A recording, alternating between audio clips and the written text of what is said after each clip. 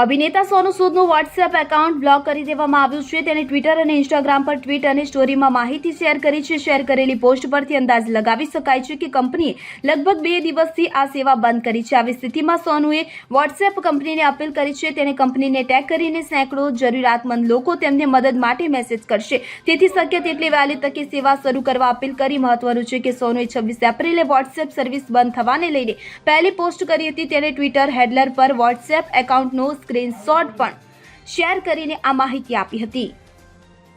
Bureau report CN24 news. હવે જુઓ દેશ દુનિયાની તમામ ખબરો તમારી આંગળીના ટેરવે। ઉઠાવો મોબાઈલ અને ગૂગલ પ્લે સ્ટોર પરથી ડાઉનલોડ કરો અમારી CN24 ન્યૂઝ મોબાઈલ એપ।